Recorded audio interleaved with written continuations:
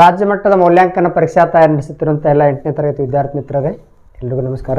ಕರ್ನಾಟಕ ಶಾಲಾ ಪರೀಕ್ಷೆ ಮತ್ತು ಮೌಲ್ಯ ನಿರ್ಣಯ ಮಂಡಳಿಯವರು ಬಿಟ್ಟಂಥ ಹೊಸ ಮೌಲ್ಯಾಂಕನ ಮಾದರಿ ಪ್ರಶ್ನೆ ಪತ್ರಿಕೆಯನ್ನು ಬಿಡಿಸ್ತಾ ಇದ್ದೀವಿ. ಈಗಾಗಲೇ 1 ಅಂಕ 2 ಅಂಕ ಮತ್ತು 3 ಅಂಕದ ಸಮಸ್ಯೆಗಳು ಬಿಡಿಸಿದ್ದೀವಿ. ಈ ಒಂದು ವಿಡಿಯೋದಲ್ಲಿ ನಾವು 4 ಅಂಕದ ಸಮಸ್ಯೆಯನ್ನು ಬಿಡಿಸೋಣ. 30ನೇ ಪ್ರಶ್ನೆ ನೋಡ್ರಿ. ಒಂದು ಆಯತಾಕಾರದ ಉದ್ಯಾನವನದ ಉದ್ದ ಮತ್ತು ಅಗಲಗಳು ಕ್ರಮವಾಗಿ 30 ಮೀಟರ್ ಮತ್ತು 22 ಮೀಟರ್ ಆಗಿವೆ. ಇದರ ಸುತ್ತಲೂ ಮತ್ತು ಹೊರಗೆ 1.5 ಮೀಟರ್ ಏಕರೂಪ ಅಗಲವುಳ್ಳ ಒಂದು ಪಥವನ್ನು ನಿರ್ಮಿಸಲು ರೂಪಾಯಿ 150 ಪ್ರತಿ ಚದರ ಮೀಟರ್ಗೆ ದರದಂತೆ ಆಗುವ ಒಟ್ಟು ಖರ್ಚನ್ನು ಕಂಡುಹಿಡಿಯಿರಿ. ಈ ಆಯತಾಕಾರದ ಉದ್ಯಾನವನ ಐತಿ ಒಂದು, ಇದರ ಉದ್ದ ಎಷ್ಟಂದ್ರೆ 30 ಮೀಟರ್ ಉದ್ದ ಅಂತ, ಅಗಲ ಎಷ್ಟಂದ್ರೆ 22 ಮೀಟ್ರ್. ಈಗೇನಂದ್ರೆ ಇದರ ಸುತ್ತಲೂ ಮತ್ತು ಹೊರಗೆ 1.5 ಮೀಟರ್ ಏಕರೂಪ ಅಗಲವುಳ್ಳ ಒಂದು ಪಥವನ್ನು, ಅಂದರೆ ಇದರ ಒಳಗಡೆ ಒಂದು ಪಥವನ್ನು ಎಷ್ಟು ಮೀಟ್ರ್ ಅಗಲ ಇರ್ಬೇಕಂತ ಹೇಳಿದ್ದಾರೆ. 1.5 ಮೀಟ್ರ್ ಅಂದರೆ ಇದರ ಅಗಲ ಎಷ್ಟಂದ್ರೆ 1.5 ಮೀಟ್ರ್ ಅಗಲ ಇರುವಂಥ ಒಂದು ರಸ್ತೆಯನ್ನು ನಿರ್ಮಾಣ ಮಾಡಬೇಕಾಗಿದೆ.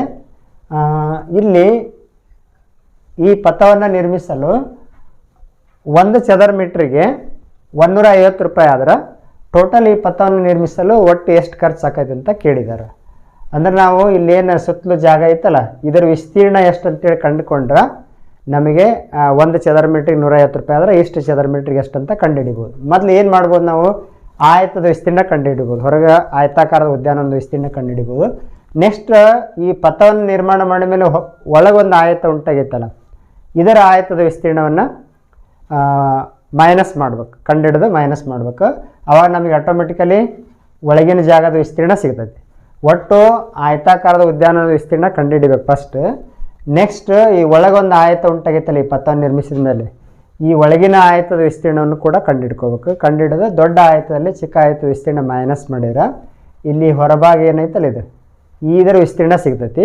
ಆ ವಿಸ್ತೀರ್ಣ ಸಿಕ್ಕ ಮೇಲೆ 1 ಚದರ ಮೀಟ್ರಿಗೆ 150 ರೂಪಾಯಿ ಆದ್ರೆ ಇಂಟು ಅಷ್ಟು ಮಾಡಿಬಿಡೋದು, ಸುಲಭ ಐತಿ. ಮೊದಲಿಗೆ ನಾವು ಏನು ಮಾಡೋಣ ಅಂದ್ರೆ ಈ ಆಯತಾಕಾರದ ಉದ್ಯಾನವನದ ವಿಸ್ತೀರ್ಣ ಕಂಡುಹಿಡಿಯೋಣ. ABCD ಆಯತಾಕಾರದ ಉದ್ಯಾನವನದ ವಿಸ್ತೀರ್ಣ. ಆಯತಾಕಾರದ ಉದ್ಯಾನವನದ ವಿಸ್ತೀರ್ಣ ಅಂದ್ರೇನು, ಆಯತದ ವಿಸ್ತೀರ್ಣ ಅಂತ ಅರ್ಥ. ಉದ್ದ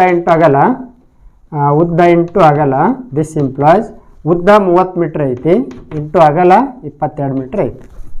ಎಷ್ಟಾಗ್ತದೆ, 22 ಇಂಟು 0 0 22 3 66 660 ಚದರ ಮೀಟ್ರ್ ಆಯ್ತು.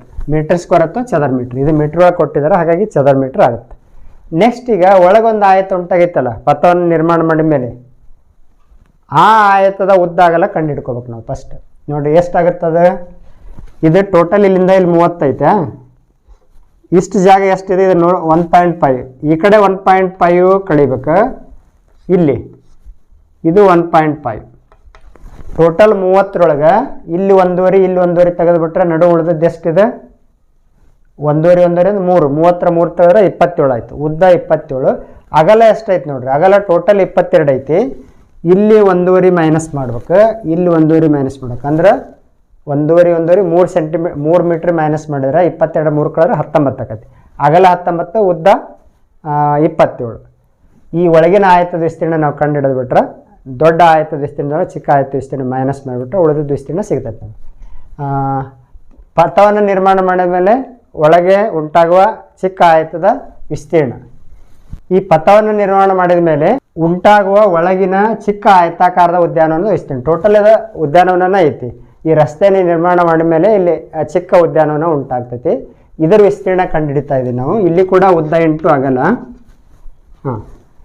ಉದ್ದ ಎಷ್ಟೈತಿ ಇಲ್ಲಿ ಇದ್ರದ್ದು, ಇದು ಎಷ್ಟಾಯ್ತು 27 ಆಯ್ತು. ಯಾಕಂದ್ರೆ ಈ ಕಡೆ 1.5 ಈ ಕಡೆ 1.5 ಹೋದ್ರೆ 30 3 ಕಳೆದ್ರೆ 27. ಅಗಲ ಎಷ್ಟಾಯ್ತು, ಈ ಕಡೆ 1.5 ಈ ಕಡೆ 1.5 ಹೋದ್ರೆ ಟೋಟಲ್ 22 3 ಕಳೆದ್ರೆ 19 ಆಯ್ತು. ಉದ್ದ 27, ಅಗಲ 19. 27 ಇಂಟು 19 ಗುಣಿಸಿದ್ರೆ ಎಷ್ಟಾಗುತ್ತೆ ನೋಡ್ರಿ, 513 ಆಗ್ತೈತಿ.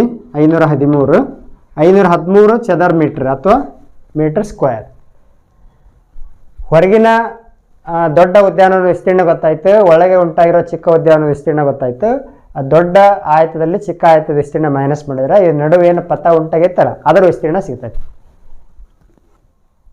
ಪಥದ ಒಟ್ಟು ವಿಸ್ತೀರ್ಣ ದೊಡ್ಡ ಆಯತಾಕಾರದ ಉದ್ಯಾನವನದ ವಿಸ್ತೀರ್ಣ ಮೈನಸ್ ಚಿಕ್ಕ ಆಯತಾಕಾರದ ಉದ್ಯಾನವನದ ವಿಸ್ತೀರ್ಣ. ನೋಡ್ರಿ, ದೊಡ್ಡ ಆಯತಾಕಾರದ ಉದ್ಯಾನವನದ ವಿಸ್ತೀರ್ಣ 660 ಐತಿ, ಮೈನಸ್ ಚಿಕ್ಕ ಆಯತಾಕಾರದ ಉದ್ಯಾನವನದ ವಿಸ್ತೀರ್ಣ 513 ಐತಿ. ಎಷ್ಟಾಗ್ತೈತಿ? 660 513 ಕಳೆದ್ರೆ 147 ಚದರ ಮೀಟ್ರ್ ಆಯ್ತು. ಈ ಪಥದ ಒಟ್ಟು ವಿಸ್ತೀರ್ಣ 147. ಈಗ 1 ಚದರ ಮೀಟ್ರಿಗೆ 150 ರೂಪಾಯಿ ಆದ್ರೆ 147 ಚದರ ಮೀಟ್ರಿಗೆ ತಗಲುವ ಖರ್ಚು ಎಷ್ಟಾಗುತ್ತೆ ನೋಡ್ರಿ. ಪ್ರತಿ ಚದರ ಮೀಟ್ರಿಗೆ 150 ರೂಪಾಯಿದಂಗೆ ಪ್ರತಿ ಚದರ ಮೀಟ್ರಿಗೆ ರೂಪಾಯಿ 150ರಂತೆ ಪಥ ನಿರ್ಮಾಣ ಮಾಡಲು ತಗಲುವ ಒಟ್ಟು ಖರ್ಚು ಎಷ್ಟಂದ್ರೆ 147 ಇಂಟು 150 ಎಷ್ಟಾಗತ್ತಂದ್ರೆ ಅದು 22,050 ರೂಪಾಯಿ ಆಗ್ತದೆ.